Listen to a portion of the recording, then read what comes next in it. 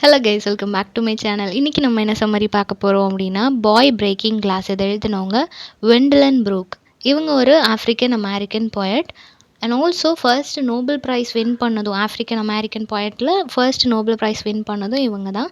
இந்த பர்டிகுலர் போம் June 1967 publish பண்ணியிருக்கிறாங்க.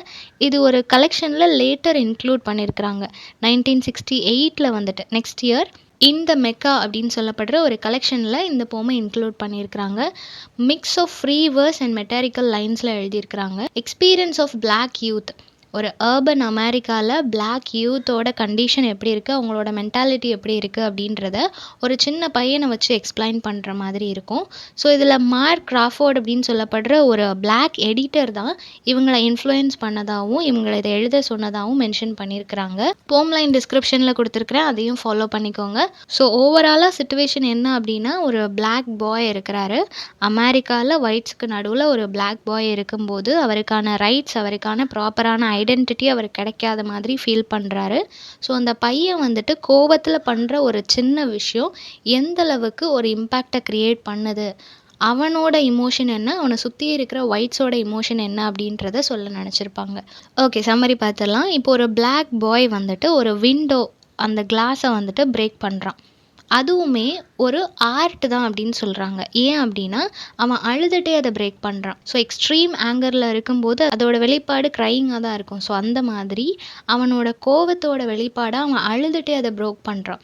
ஸோ அதை உடைக்கும் போது அது ஒரு ஆர்ட் மாதிரி இருக்குது. அவன் உடைக்கிறத பார்க்குறதா இருக்கட்டும், அந்த கிளாஸாக இருக்கட்டும், அவனோட ஃபேஷியல் எக்ஸ்ப்ரெஷனாக இருக்கட்டும், எல்லாமே ஒரு ஆர்ட் மாதிரி இருக்குது அப்படின்றத சொல்லியிருக்கிறாங்க.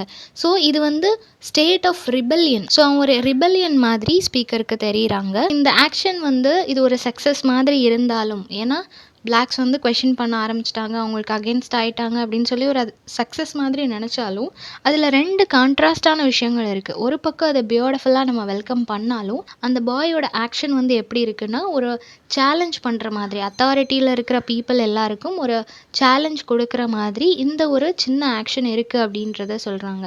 அவனுக்கு வந்து என்ன ரிஸ்க் எடுக்கிறதுக்கும் அவன் வந்து தயாராகிட்டான் அப்படின்றத சொல்கிறாங்க. ஏன்னா நிறைய பீப்புள் டிஸ்லாயலாக இருக்கிறாங்க, எல்லாரையும் ஈக்குவலாக ட்ரீட் பண்ண மாட்டாங்க. அமெரிக்காவில் இருக்கிற ஒயிட்ஸ் அண்ட் பிளாக்ஸ் எல்லாருக்கும் ஈக்குவலான ரைட்ஸ் கிடைக்கல, ஆப்பர்ச்சுனிட்டிஸ் கிடைக்கல அப்படின்றப்போ அதுக்காக இவன் என்ன ரிஸ்க் வேணால் எடுக்கிறதுக்கு இந்த பாய் ரெடி ஆகிட்டான் அப்படின்றது தான் மீன் பண்ணுது. இப்போது அந்த விண்டோ வந்து ரொம்ப ராவாக இருக்குது அப்படின்னு சொல்லியிருக்கிறாங்க. அண்ட் அந்த சவுண்டாக இருக்கட்டும், இவன் பிரேக் பண்ணும்போது மேக் பண்ணுற அந்த சவுண்டாக இருக்கட்டும், எல்லாமே ஒரு ஆர்டிஸ்டிக் ஃபீலில் இருக்குது அப்படின்றத சொல்கிறாங்க. அண்ட் ஒரு பெர்ஃபார்மன்ஸ் மாதிரி இதை அவன் பண்ணும்போது அவனுக்கு எல்லாரோட அட்டென்ஷனும் தேவைப்படுது. ஏன்னா எல்லாருக்காகவும் ஒரு இனிஷியேட்டிவ் எடுத்து ஒரு ரெப்ரசன்டேட்டிவாக அவன் நிற்கும்போது எல்லாருமே அவனுக்கு சப்போர்ட் பண்ணணும் அப்படின்னு சொல்லி அவன் எக்ஸ்பெக்ட் பண்ணுறான். ஸோ எல்லாரோட அட்டென்ஷனுமே அவனுக்கு தேவைப்படுது அப்படின்றத சொல்கிறாங்க. ஸோ இப்போ ஒரு கான்ட்ராஸ்ட் கனெக்ஷனை சொல்கிறாங்க. Beautiful flaw and terrible ornaments. So அவனோட இந்த ஆக்ஷன் வந்துட்டு எப்படி இருக்குது அப்படின்னா, என்டையர் பிளாக் பீப்புள், அந்த சொசைட்டியில் இருக்கிறவங்க எல்லாரும் என்ன நினைப்பாங்க, ஓகே ஒரு சின்ன பையன் வந்து ஒரு இனிஷியேட்டிவ் எடுத்து நமக்காக ஃபைட் பண்ண போகிறான் அப்படின்னு சொல்லிட்டு அவனோட ஆக்ஷனை ரசிக்கிற மாதிரி பார்த்தாலும், இன்னொரு பக்கம் அவனோட அந்த ஒரு பிஹேவியர் ரொம்ப டெரிபிளாக, ரொம்ப அக்ரெசிவாக இருக்குது அப்படின்றத சொல்கிறாங்க. ஸோ அது ஒரு டெரிபிளான ஆர்னமெண்ட்டாக இருக்குது. ஓகேவா, அதை வந்து கம்ப்ளீட்டாக ரசிக்க முடியல. இதோட இம்பேக்ட் என்ன மாதிரி இருக்குமோ, அந்த பையனுக்கு என்ன நடக்குமோன்ற பயம் அதிகமாக இருக்குது அப்படின்றத சொல்கிறாங்க. ஸோ அவனை பார்க்கும்போது ஒரு barbaric metal like little man. So metal அப்படின்றப்போ அவனை வந்து பார்பேரிக்காக, ரொம்ப ஒரு ப்ராப்பர் ஹியூமன் யோசிக்கிற மாதிரியும் அவன் யோசிக்கலை. ஒரு லிட்டில் மேனாக இருந்துட்டு அவனோட பிஹேவியர் ரொம்ப பார்பேரிக்காக, ரொம்ப அக்ரெசிவாக இருக்குது அப்படின்றத சொல்கிறாங்க. ஸோ இது வந்து ஒரு குட் ஜெஸ்டராக இல்லாமல் இருந்திருக்கலாம். இது வந்து ஒரு நல்ல வே இல்லை. அவனோட டிஸ்அக்ரிமெண்ட், அவனோட டிஸ்சாட்டிஸ்ஃபேக்ஷன், இது எல்லாத்தையும் காமிக்கிறதுக்கு இது ஒரு ப்ராப்பரான வேயாக இல்லாமல் இருந்திருக்கலாம். பட் இது வந்து வைலண்ட்டாக இருந்தாலும், இது வந்து அக்ரெசிவாக இருந்தாலும், ஏதோ ஒரு விதத்தில் அவனுக்கு எல்லாரோட அட்டென்ஷனும் வேணும் அப்படின்றது நமக்கு புரிய வருது இல்லையா. ஒருத்தங்க நார்மலாக பேசிகிட்டே இருக்கிறாங்க, பாசிட்டிவாக ஒரு விஷயத்த சொல்லிகிட்டே இருக்கிறாங்கன்னா அது அவ்வளோ ரீச் ஆகாது. பட் நெகட்டிவான வேல போகும்போது சீக்கிரமாக ஒரு ரீச் கிடைக்கும். ஸோ அந்த மாதிரி கூட இந்த பையன் ட்ரை பண்ணியிருக்கலாம். அவனுக்கு இப்போ தேவைப்படுறதெல்லாம் எல்லாரோட அட்டென்ஷன் அப்படின்னு சொல்கிறாங்க. நெக்ஸ்ட் என்ன சொல்கிறாங்க அப்படின்னா, பீப்புளோட கொஷின் என்னவா இருக்குன்னா, இந்த பிளாக் பாய் கிட்டேருந்து நீங்கள் என்னது தப்பாக பார்த்துட்டீங்க, அந்த பையன் பண்ணது ஏன் தப்புன்னு சொல்கிறீங்க?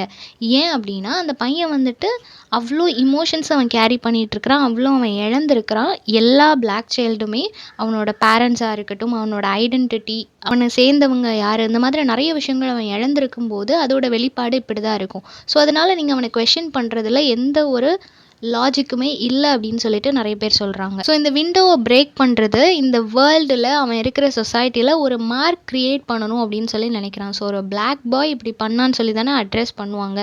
ஸோ ஏதோ ஒரு விதத்தில் இப்படி ஒரு பீப்புள் இங்கே இருக்கிறாங்கன்றது தெரிய வரணும் அப்படின்னு சொல்லி அவன் நினைக்கிறான். தென் அந்த பையன் எப்படி இருக்கிறான் அப்படின்றத சொல்கிறாங்க. எல்லா ஷேட்ஸ் ஆஃப் இமோஷனும் அவன்கிட்ட இருக்குது. சால்ட் அண்ட் ஸ்பைசஸ் அப்படின்னு சொல்லும்போது அவன் ரொம்ப அக்ரெசிவாக இருக்கிறான், அதே டைம் அவன் அழுகுறான். ஸோ அவனுக்குள்ள ஒரு லாங்கிங் இருக்குது, பெயின் இருக்குது, எல்லா ஷேட்ஸ் ஆஃப் இமோஷனும் அவனுக்குள்ளே இருக்குது அப்படின்னு சொல்கிறாங்க. தென் லைட், அவன் ஒரு லைட்டை கொண்டு வரணும் அப்படின்றதுக்காக தான் இவ்வளோ ஃபைட் பண்ணிகிட்டு இருக்கிறான். தென் கார்கோ ஷிப்ஸ் அப்படின்னு சொல்லும்போது நிறைய வெயிட் ஏற்றிட்டு போகிற ஒரு ஷிப். அந்த மாதிரி அவனோட மைண்ட் அண்ட் ஹார்ட் வந்து ரொம்ப ஹெவியாக இருக்குது அப்படின்றது சொல்கிறாங்க. தென் ஆத்தர் அவங்கக்கிட்ட கேட்டுக்கிற ஒரே ஒரு விஷயம் என்ன அப்படின்னா, உன்னால் முடியும் அப்படின்னா, இப்போது ஒரு எட்ஜ் வரைக்கும் நீ போகலான்னு சொல்லி முடிவு பண்ணிட்ட, இது உன்னோட ஸ்டார்டிங் பாயிண்ட், நீ அந்த கிளாஸை உடைக்கிறது ஸ்டார்டிங் பாயிண்ட், இதுக்கப்புறம் நடக்க போகிற கான்சிக்வன்சஸ் எல்லாம் நீ ஃபேஸ் பண்ணுவ அப்படின்னா நீ கண்டினியூ பண்ணு, அதர்வைஸ் இது வேண்டாம் அப்படின்னு சொல்கிறாங்க. ஸோ உன்னால் முடியும் நீ நினச்சேன்னா நீ இதை கண்டினியூ பண்ணலாம் அப்படின்னு சொல்லி ஆத்தரோட சஜஷனை சொல்கிறாங்க. தென் எவ்ரி பர்சன், எல்லாருக்குமே அவங்களுக்குள்ள ஒரு சேட்னஸ் இருக்கும், பெயின் இருக்கும், லோன்லினஸ் இருக்கும், ஏதோ ஒரு விதத்தில் சின்னதாக ஒரு ரிவெஞ்சாவது எடுக்கணும்னு சொல்லிட்டு எல்லாருக்குள்ளேயும் ஒன்று இருக்கும். அந்த மாதிரி தான் என்னோட லைஃப்லேயும் இருக்குது. யாருக்குமே நான் யாருன்றது தெரியாது, நான் எங்கேருந்து வந்தேன்றது தெரியாது, இவ்வளோ நாள் நான் எங்கே இருந்தேன், இனிமேல் எங்கே போகிறேன், எதுவுமே யாருக்கும் தெரியாது அப்படின்றத சொல்கிறாங்க.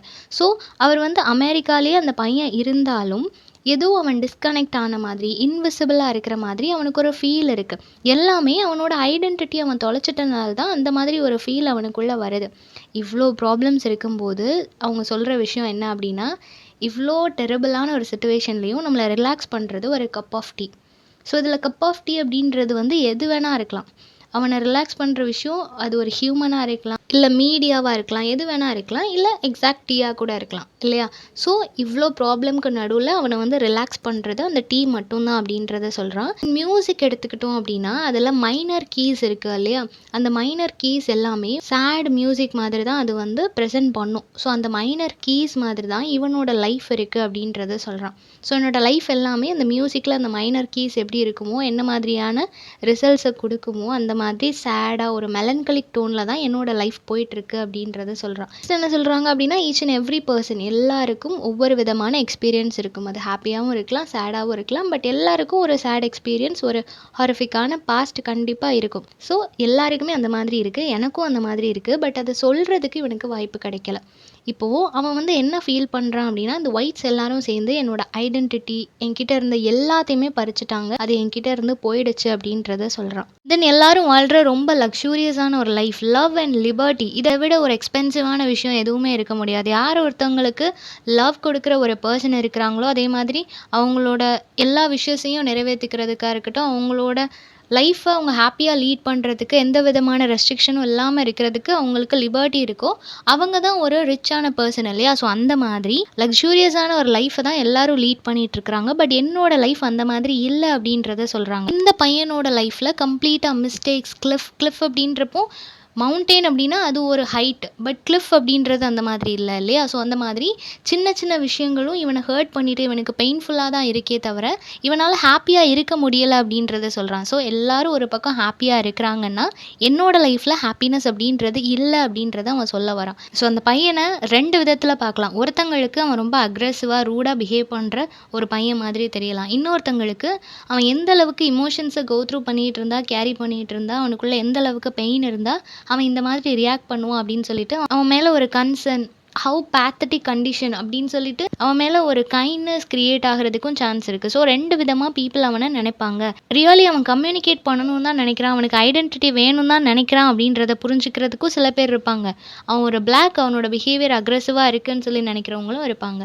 ஸோ இந்த மாதிரி ஒரு பிளாக் பாயோட இமோஷனை ரொம்ப பியூட்டிஃபுல்லாக எக்ஸ்பிரஸ் பண்ணியிருக்காங்க. இந்த சம்மரி எல்லாருக்கும் புரிஞ்சிருக்கும்னு நினைக்கிறேன். நெக்ஸ்ட் என்ன டாப்பிக்கில் வீடியோ போடலான்னு சொல்லி கமெண்ட் பண்ணுங்கள். தேங்க்யூ ஃபார் வாட்சிங்.